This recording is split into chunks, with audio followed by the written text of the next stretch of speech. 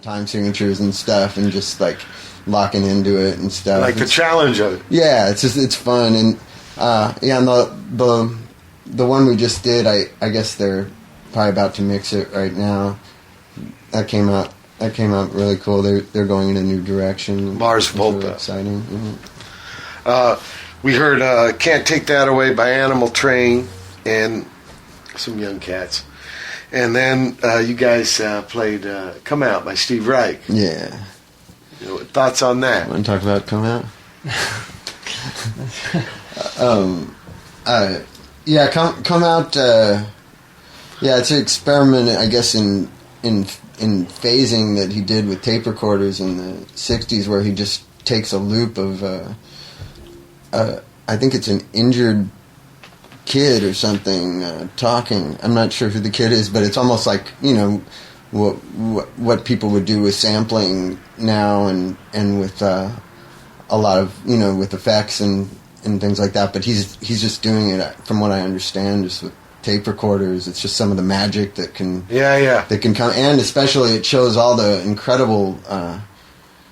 incredibly rich harmonics that are in the human voice, and some people have even more complex ones than others, and he pulls all kinds of incredible sounds and rhythms and melodies out of this one single phrase of the person repeated over and over. I just 5 words. Yeah, come out to show them, and Captain Beefheart also quoted that in what song is it?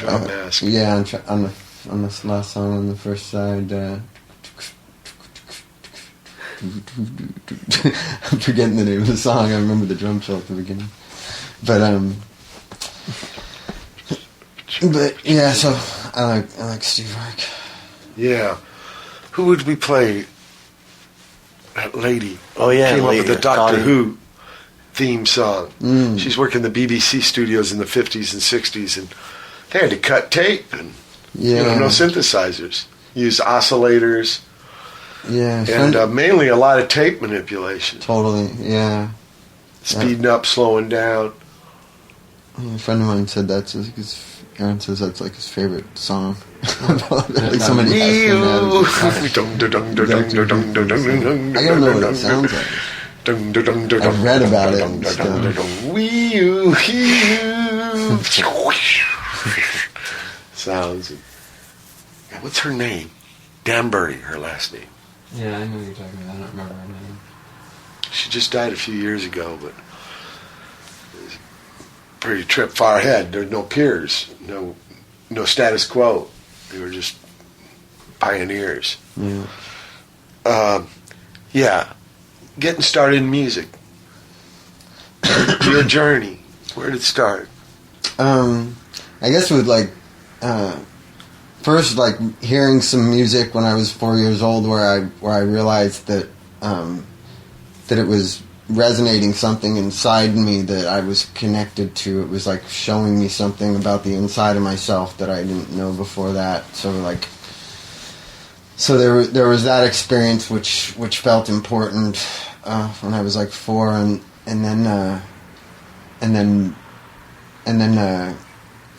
growing up, being about 7, 8 years old, and hearing music in my head, and thinking wow, what is this music that's going through my head? It sounds like... Not from the radio. No, music I was making up, but with no effort. I was just hearing music that I would want to hear in my head, and thinking, wow, if I could play an instrument, I could write some cool songs, but they were just there in my head, planted in there or something. It didn't feel like something that I was thinking of or anything. It would just be like being bored walking down the street and entertaining yourself by hearing music in your head, and so that made me feel, the fact that happened so much made me feel like I was meant to play an instrument, and then and I just always had that in my head. Even from before I knew what a guitar was, I knew that I was going to play guitar. So the more I started to hear guitars on records and know what they were, know who Jimmy Page was, and know who Eddie Van Halen was, or whatever, the more I started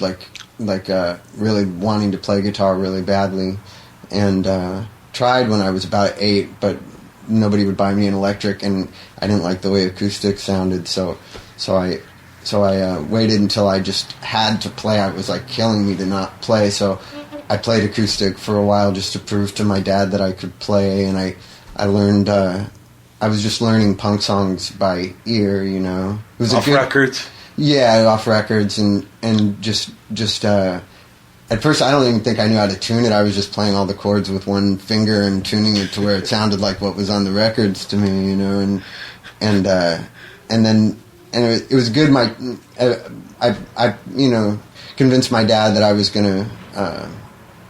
gonna stick with it and stuff, and so he bought me a Stratocaster, which was what I wanted. By then I was also getting really into Jimi Hendrix and stuff, and then in an amp.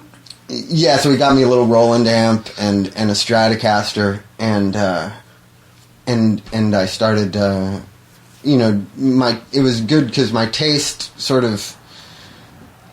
was always going along with my ability. Like, I started out learning punk songs, and that was what I was really into, and it was also a pretty easy thing to learn how to play, you know. And then I got into 60s music, and then I got into like progressive rock, and I was really into Frank Zappa, and you know, it was just like I had between the ages of 12 and 16, it was like my taste kept getting more complex, and my ability was growing with my taste. So I never tried to play things that were way beyond me. I always was playing just things that were just a little beyond my ability and stuff. And what about other people? Did you know people at school playing? Yeah, I didn't. Not really. I didn't play with a lot of people. I mostly just sat in my bedroom and practiced all the time. I was. You know, it would be anywhere between. It was pretty much all I did besides eat and maybe, you know, sitting at somebody. Yeah, just sitting at somebody. Maybe go over to somebody's house and watch videos or something like that. But usually it was just like practice every second that I could. Sleep in school sometimes, like go to school and fall asleep on the couch and wake up when it was time to go home, you know. They let you do that in my school, so I took advantage. I would stay up practicing all night and drink tons of coffee and then go to school. Be all wore out. Yeah, so it was a lot of listening to records and playing to them. Yeah, I mean, that's everything. I feel like everything that I've done has had a lot. Josh is also really big on that. We both know how to have such a backlog of songs that we know how to play to get like from off of records that where it's a nice kind of shared knowledge, because we have.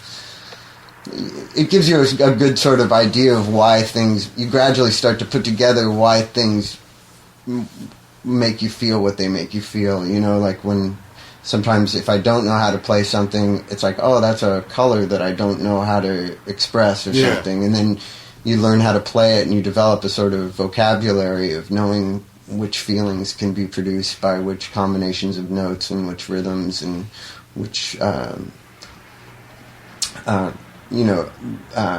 one instrument offsetting another instrument and balancing interaction. Out. Yeah, so I'm big on learning like as many of the parts as I can, and I don't just learn guitar things. I've spent a lot of time learning like John Coltrane song, heads and Ornette Coleman heads, and Eric Dolphy. I go through periods of just learning things on other or I've spent a lot of time learning things that were made on sequencers, learning parts off electronic music, records of all types, and learning, so starting to see the guitar not just as a guitar, but just picking up the logic of other instruments, because it's a completely different logic on piano. Piano's a real difficult one to play on guitar, but you try to learn somebody's chord progressions on piano and play them on guitar, it teaches you a lot. Or learn like classical music and try to understand the relationship of all the parts and all that. So yeah, for me, like that's been.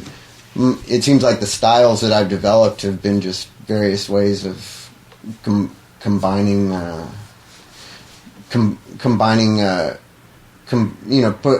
crossing together and combining feelings of various aspects of things that I like, and putting them all together, kind of like somebody makes a hip hop track or something, where you just like.